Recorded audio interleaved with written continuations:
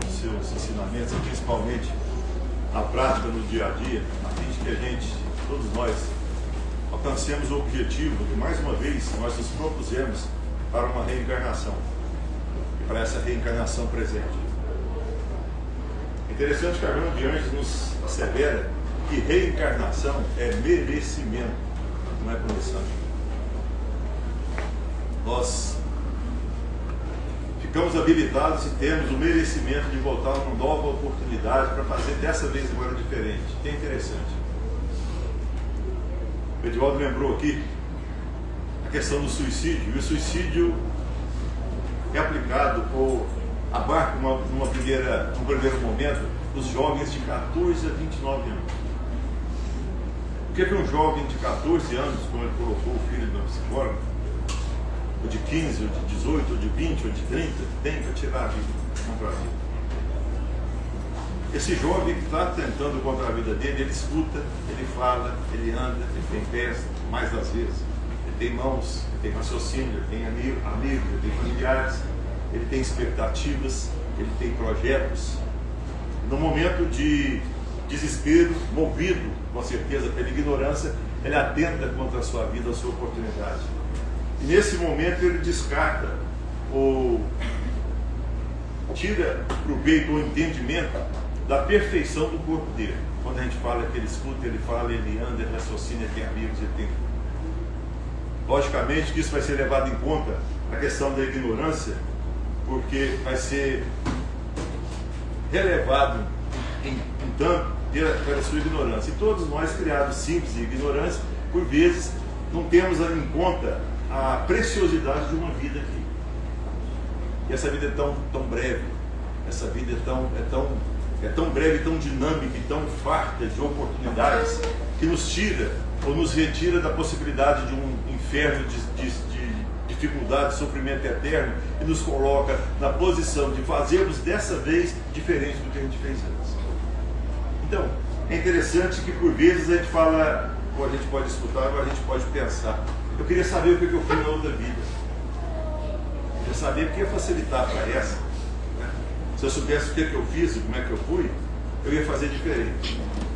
Tudo na obra de Deus tem, acima de tudo, a misericórdia e bondade de Deus. Esse Deus que nos ama do jeito que a gente é hoje. Deus não está esperando que a gente seja igual Jesus, igual São Francisco de Assis, igual Maria Teresa, igual Dulce, igual Kardec, igual Chico Xavier, não. Ele nos ama como a gente é hoje, porque o projeto nosso é dele e ele sabe onde nós vamos chegar. De onde nós vamos chegar? O que Jesus nos ensinou, nos exortou a entender? Vós sois deuses, brilhe a vossa luz, sereis capazes de fazer o que eu faço e muito mais. Então nós estamos caminhando, e hoje, num momento bem já avançado do que a gente tinha antes, no princípio da nossa possibilidade de aprendizado. Hoje a gente está tão bem mais avançado que nós já recebemos um Consolador que Jesus prometeu que pediria a Deus para nos enviar. E às vezes a gente acha que a nossa vida, as dificuldades, os testemunhos, as situações de testemunho mesmo e de sofrimento que a gente tem, nós estamos pagando da vida passada. Eu devo ter errado muito, eu queria saber o que eu fui para fazer melhor agora. E sem a gente ter esse entendimento de saber o que a gente foi, e dentro da misericórdia e bondade de Deus, é natural que Ele tenha deixado de lado essa possibilidade da gente saber o que a gente foi. Muito embora a gente pode fazer uma auto-reflexão. Sócrates nos ensinava, né? Conhece a ti mesmo, no Arco de Delfos, lá na Grécia. Conhece a ti mesmo. A gente pode fazer uma auto-análise. E essa auto-análise é interessante a gente fazer, que nós vamos captar, nós vamos pensar determinadas situações de dificuldades e necessidades nossas. Como é que a gente age quando no trânsito alguém passa por nós e nos xinga, ou nos fala um palavrão, ou como é que a gente age? Como é que a gente fica?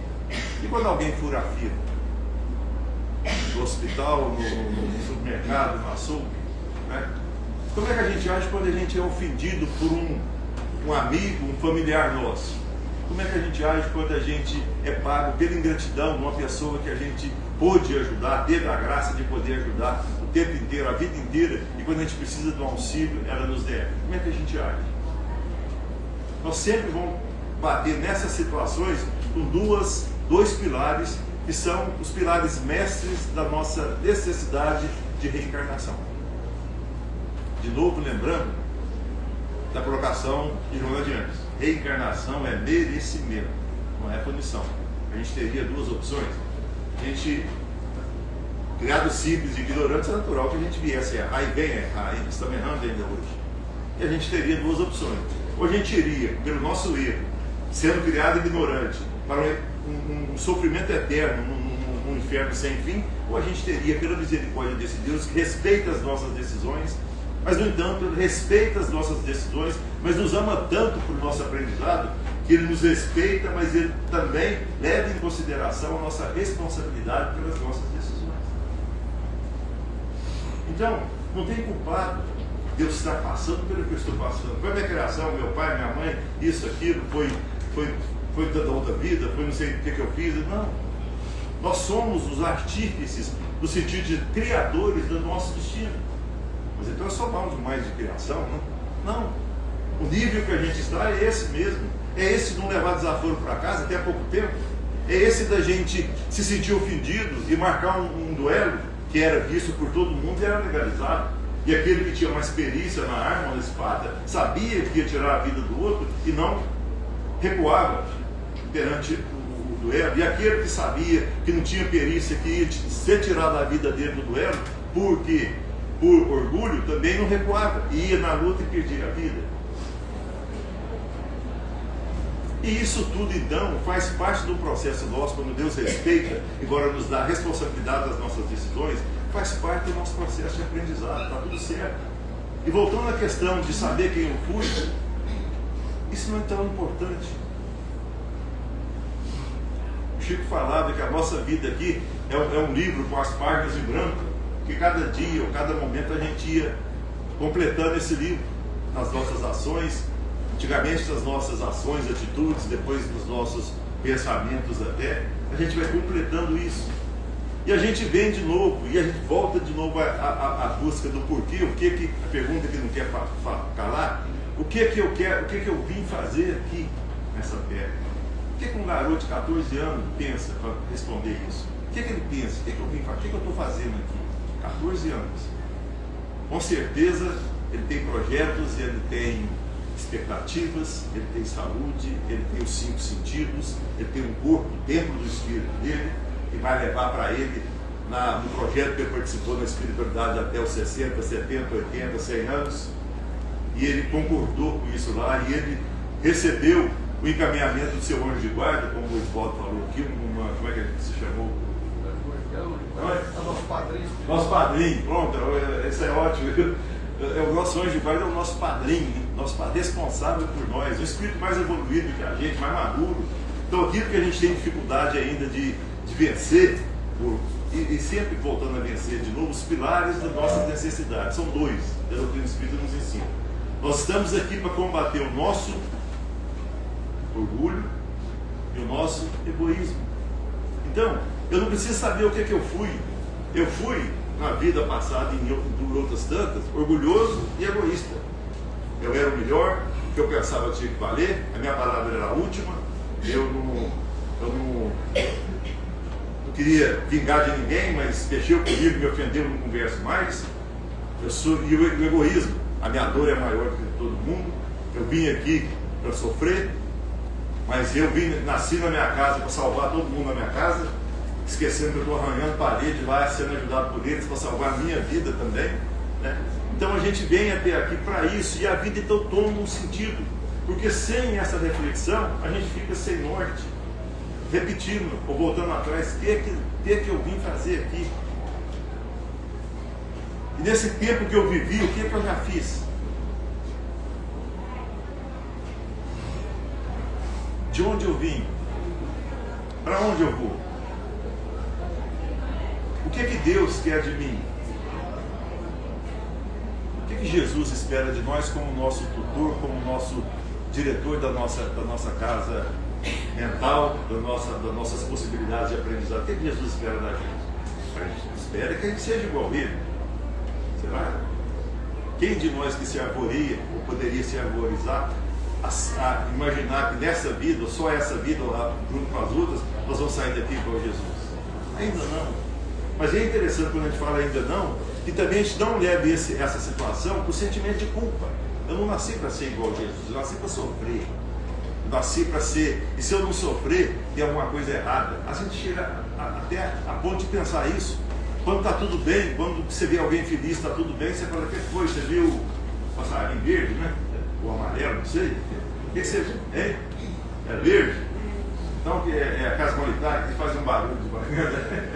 Mas, então, o que você tem? Você viu o passarinho verde? Incomoda a gente, ou é natural que quando está tudo bem, a gente fala, nossa, minha vida está tão boa aqui, dona Antônia, e já vem alguma coisa ruim. Porque, né? Eu nasci para isso, nasci para sofrer. Deus não escuta minhas preces, Deus parece que tem raiva de mim, Deus está de costa para mim, eu oro para Ele, não tem resposta. Será? Nós já falamos aqui no nosso livro Céu e Inferno, segunda parte do livro Céu e Inferno, capítulo 7, item 20. Código penal da vida futura. Vou colocar isso em letras garrafais. Código, está lá no nosso Céu e Inferno. Código penal da vida futura. O que a gente pensa? Código penal? O que é o código penal da terra, da justiça terrena? Prisão.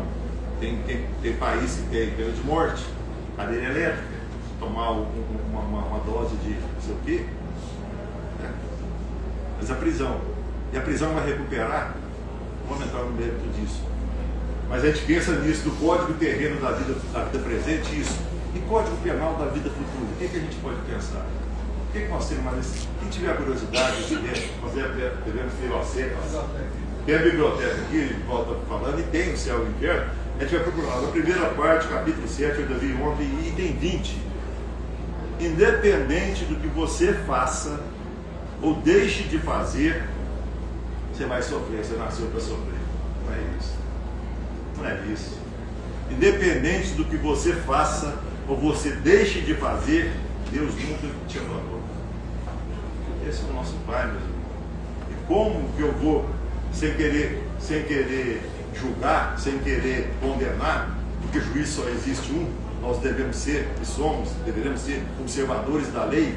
O juiz, que é só um, e é o nosso Pai de misericórdia e bondade, às vezes o que eu absolvo, o que eu condeno, ele absolve. O que eu absolvo, ele tem outro entendimento para o aprendizado, mas nunca nos castiga, nunca nos pune, nos educa como Pai zeloso que é. Como nós, enquanto pais e mães, avós, amigos até, nós damos o entendimento, ajudamos os nossos filhos, nossos netos, nossos amigos na evolução. E essa ajuda é muito importante porque Deus confiou em cada um de nós, como pai, como mãe, como madrinha, como padrinho, como primo, como prima, como amigo, como filho, como irmão. Jesus confiou ao pai e à mãe um filho dele, para que o pai e a mãe desse filho encaminhasse esse filho. Edvaldo falou aqui. A importância nossa nesse momento, não de pessimismo, não de derrota, como parece que o mundo está derrotado, os valores estão derrotados, não tem mais seriedade, tudo é falsidade, tudo é mentira, tudo é dor, tudo é corrupção. Não.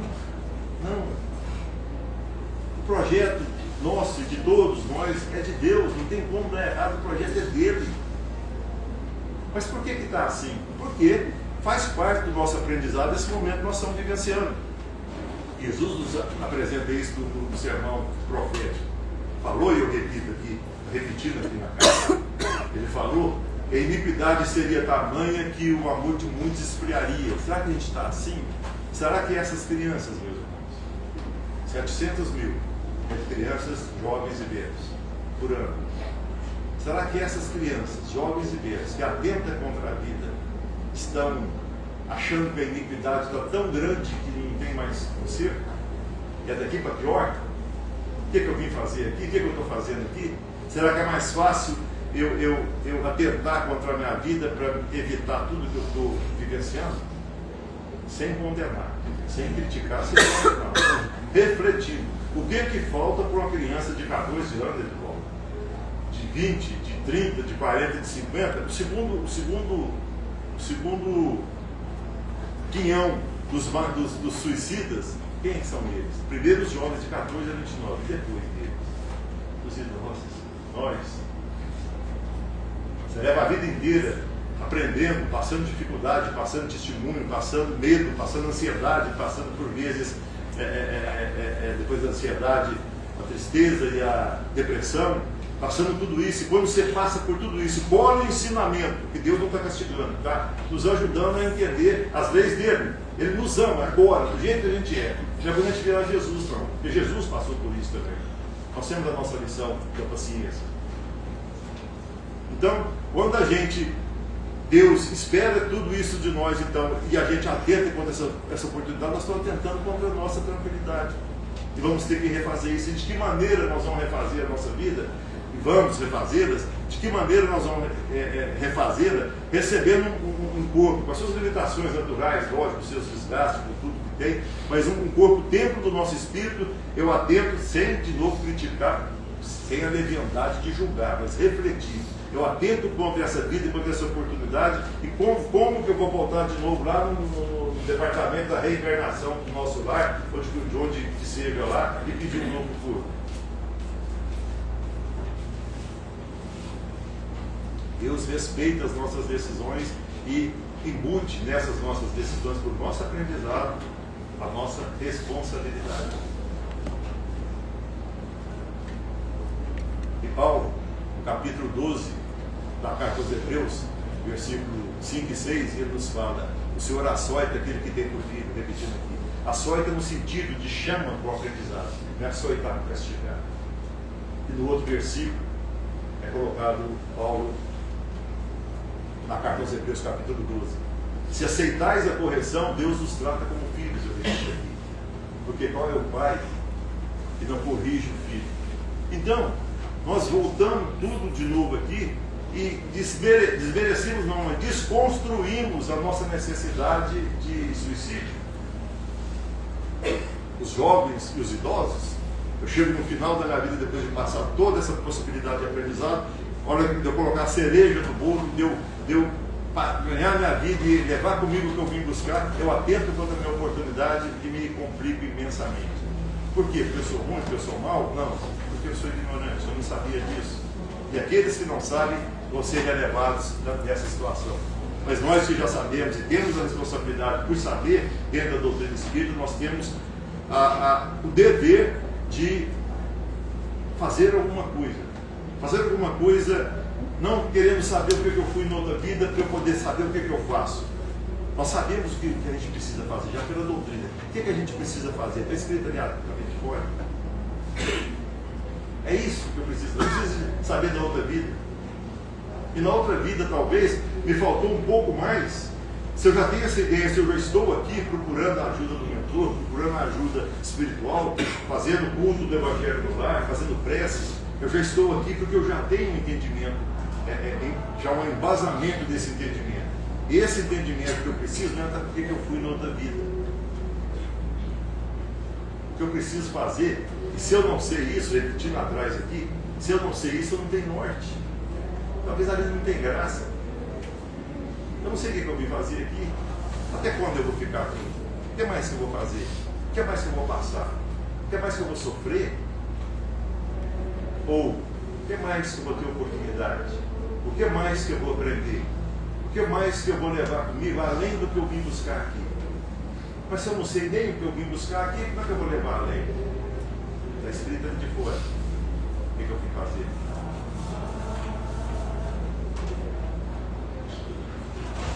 Evangelho de João, capítulo 14, está escrito ali: amai-vos uns aos outros. É isso que nós vamos fazer. A gente começa esse amor, nosso, esse carinho, esse entendimento de amar uns aos outros, onde? No centro a gente pode ter também um clima aqui todo de paz, de espiritualidade, de amor, de amparo, de proteção. Mas onde que é o núcleo de maior aprendizado de cada um de nós? A nossa casa, todo mundo vai. Isso, a nossa casa. Por que na nossa casa? Porque lá eu vou salvar o pessoal que está lá, eu nasci para salvar meu pai, minha mãe, meu irmão, minha esposa, meu filho, meu neto. porque lá eu estou reencontrando afetos e desafetos. Estou reencontrando pessoas que participaram comigo de alguma coisa errada, de alguma coisa que a nossa ignorância levou a cumprir, a fazer e que complicou a nossa vida. Então, mas como é que eu vou saber? Eu não sei quem é que está lá dentro, quem é que fez, quem é que me ajudou nisso, quem é que não ajudou, quem que é meu amigo ou não. Eu não tenho necessidade disso. Eu nasci para amar, reencarnação e merecimento. Amai-vos uns aos outros como eu vos amei e amo. Jesus nos disse. Jesus nos amou. Ele ama.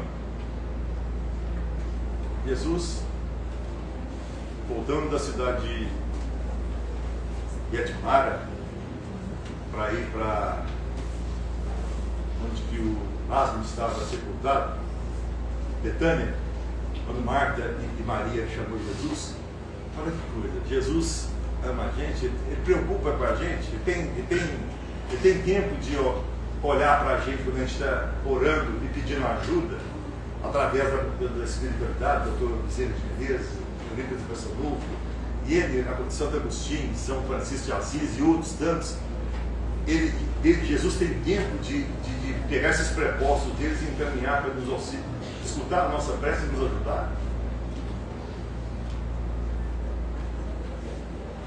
O pessoal fala assim,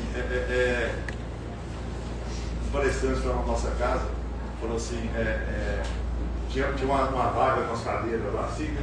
Falou, essa vaga aqui está sentado os espíritos superiores. Eu falei, uai, coisa boa. Por que eles estão? O que os espíritos fazem? Aí o palestrante falou assim, o Manuel falou assim, esses espíritos superiores, sabe o que acontece? Eles não têm nada mais para fazer, então eles vêm ajudar a gente. Eles não têm nada para fazer e vêm ajudar a gente. Jesus não tem nada para fazer e vem ajudar a gente. Jesus ama a gente. Por que eu falei de Lázaro, de Betânia, Maria e Marta? Interessante, o outro rapaz que não aparece lá no dia da nossa casa também. As virtudes de Marta. Quem ficou no almoço lá? Foi Marta? Foi? Marta. Jesus falou, Marta, né? Por que você preocupa com isso? Aí o palestrante chegou e falou assim, eu falei, o que você vai fazer a palestra hoje lá? Ele falou assim, hoje eu vou falar sobre as virtudes de Marta. Você me enganou? Não. Não é da Maria, não, que sentada lá de Jesus, vocês olharam aqui lá nos pés de Jesus e secou os cabelos. Você está escutando o que Jesus está falando? Não. Outro rapaz me perguntou as virtudes de Marta. Interessante que ele fala das virtudes de Marta. Porque enquanto Maria estava ali escutando o que Jesus estava falando, a Marta estava cuidando da janta. Isso como fosse ela do tio. Lógico que Jesus podia fazer assim, multiplicar tudo, toma um peixe e fazer. Mas é interessante, a hora eu posso até lembrar do que ele falou lá para a gente falar, que as virtudes de Marta. E ele falou outras vezes, outra vez também que o pessoal viajou, não sei quantas pessoas na mesa, e Marta correndo, a panela, e serviu tudo por outro. Mas outra hora a gente fala isso. Mas então, meus irmãos, a gente volta na nossa questão aqui, e por que a gente está falando sobre tudo isso, a preciosidade da gente amar, da gente fazer o bem, quando o tema que nós nos propusemos a fazer aqui foi a excelência do perdão. Quando a gente perdoa, nós estamos tendo uma vitória sobre o nosso orgulho, sobre o nosso orgulho. Né? Você sabe com quem você está falando? Como é que você fala assim comigo? Você entende a pessoa, tem a oportunidade de vencer o orgulho e perdoa. Então, o nosso tema é a excelência do perdão. E agora, para caminhar para encerrar já essa excelência do perdão, nós vamos falar rapidinho aqui por que, Lucas, a importância da gente perdoar, da gente vencer o nosso orgulho e perdoar. Por quê? Nós já falamos aqui, temos essas glândulas, eu já cansei de falar aqui, agora eu tenho que trazer uma, não vou trazer, não, mas está no meio aqui, né? Mas a fotografia de uma. Nós temos duas glândulas aqui, as glândulas que eu já falei aqui, suprarrenal, quando pensava que era em cima do rim, o adrenal, que está do lado do rim. Então, você pega a adrenal e emenda, fica adrenal. Adrenal, se você colocar mais alguma coisa, sufixo lá na frente, fica adrenalina. Essas duas glândulas aqui, desse tamanhozinho assim, dessa largura, elas dão uma descarga de adrenalina quando a gente está numa situação de perigo. Você está, por exemplo, num safari na África, você olha atrás, vê um leão, ela dispara a adrenalina para você correr. Só que dispara no leão também, porque ele também tem. Então quem cansar primeiro ganha, né? Só que é interessante isso, eles têm também igual a gente. São animais, lógico, nós somos animais, né? Racional. Ele está querendo só comer, a gente, né, queria passear lá no safari. Mas ele vai a 1000 e ele para. Em determinado momento ele para, senão ele morre. Ele desgasta tanto o fluido vital dele, o coração dispara tanto, que se o leão não parar, que a zebra está mais longe demais, ele cai e morre. E a zebra também que se ele morrer primeiro, a zebra salva, né? Mas é interessante isso, nós temos também, para a gente caminhar para o nosso tema, a excelência do perdão. Nós também temos isso. E quando a gente fica nervoso, quando você discute com alguém, mas eu te falei, você vai descarregando adrenalina em você. E você fica vermelho, você entumece, seu coração dispara, a pressão cai, aumenta, sei lá, você perde o sentido do certo e errado, você grita, você fala mais, e sua adrenalina cai no seu corpo. Essa adrenalina ela é importante porque se você estiver numa situação de perigo, ela te ajuda. Quando você encosta no ferro quente do fogão lá que está pegando fogo, lá, você encosta, você tira a mão e cai a adrenalina, você está te salvando. Mas com a gente acontece diferente, não por acaso. O leão, quando ele não consegue pegar a zebra vai embora, o leão esquece, né? O leão não fica parado, hoje eu perdi 2 zebras, né? Ele vai, ontem eu perdi 3, hoje eu perdi mais 2, né? Gente do céu, como é que eu vou comer, né? Não, o leão, para ele olha assim, né? Olha eu olhando do leão, viu? Mas ele olha assim e fala assim, perdi de novo, hein? Eu estou ruim de corrida, né? E brincadeira à parte, né, gente? Você vai tocar a vida dele. Você vai tocar a vida dele, depois vai achar uma outra presa, e assim é da natureza, por esse aquele motivo, e vai ter uma outra presa, ele vai alimentar, ele vai viver e vai embora. Esse é o leão. Nós, graças a Deus, nós não temos essa situação de ir atrás de ninguém para tirar a vida, para alimentar. Mas o nosso orgulho vem à tona quando a gente começa aqui, fica vermelhinho, quando está vermelho de raiva, está vermelho né? Porque foi ofendido, não sei o quê. Isso aí a gente não esquece. E essa intumescação, essa condição de raiva da gente vai desgastando o nosso fluido vital. O que é o fluido vital? O que é o tanque de gasolina do carro? É a gasolina que você andar com o carro, 100 km, 200, 500, sei lá. Esse fluido vital, não sei quantos litros que é, mas é um fluido vital, você é fluido, né, é gasolina, que a gente nasce para desgastar ele até morrer. Eu penso que eu estou na metade do meu, eu fiz aqui na barriga, tá vendo? Na casa do leão. Mas assim, a gente nasce com fluido vital que você vai desgastar. E como que você desgasta ele? Naturalmente. Você faz exercício na academia, você corre, você trabalha, você sobe o edifício, você atua na pessoa, você trata no hospital, você faz de tudo, você vai gastando seu fluido vital, você vai gastando, chega no fim, você morre. Só que quando você está com raiva e você essa adrenalina cai no seu corpo e você está com raiva, aí passou a situação, isso que eu queria falar, o leão esquece de tocar a vida dele. Passou essa situação, eu estou assistindo televisão, sentado no sofá assistindo televisão, aí passa uma pessoa que parece com aquela do trânsito que me xingou, aí eu vejo assim, na hora eu já começo a ficar vermelho, sem querer, sem acontecer nada, e eu começo a despejar adrenalina, as glândulas suprarrenais aqui, despeja adrenalina no meu corpo e vai desgastando no meu corpo. O que significa isso ao longo da vida? Eu posso ser um suicida indireto. Eu nasci para morrer por 95, espero que eu seja 100, né?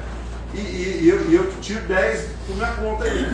Eu chego de lá, como o André Luiz chegou, o caso dele foi diferente, foi chamado de suicida, porque vivia, etc. Mas nós também podemos ser suicidas indiretos quando eu vou acabando com o meu fluido vital, não porque pelo natural da minha vida, porque eu fiquei nervoso, tudo eu levava a pau, a ferro e fogo, eu não aceitava isso, eu não aceitava aquilo, estava ruim assim, estava ruim atrás, eu chutava a pedra, eu falava, gente do céu, chovia, estava ruim, calor estava ruim, frio estava ruim, o que estava... Eu não vejo no espelho assim, olha, gente, meu corpo é perfeito, eu enxergo, eu falo, eu escuto, eu ando, eu tenho mão, eu tenho braço, eu tenho amigo, eu tenho familiar, eu tenho vida, eu tenho a doutrina espírita, eu tenho tanta coisa boa. E o que eu não tenho? Não. O que eu não tenho, eu sabia que não ia ter, mas não vai me fazer falta, porque Deus está com a gente. Independente do que você faça ou deixe de fazer, Deus nunca te abandona. Então nós vamos vencer, porque o nosso projeto é de Deus. Então, meus irmãos, para encerrar, a A excelência do perdão é a gente manter a nossa vida equilibrada. Tirando, naturalmente vai ser tirada a ansiedade, a depressão, a tristeza, a melancolia. E a gente só tem a ganhar. Mais ou menos é isso, meus irmãos, que a gente queria falar acerca desse processo. Agradecer a Deus acima de tudo pela oportunidade de a gente estar lembrando dos ensinamentos de Jesus. A casa sempre, pelo carinho, pelo convite, para mim é uma grande oportunidade. E cada um de vocês, e ninguém vai precisar correr do leão, né?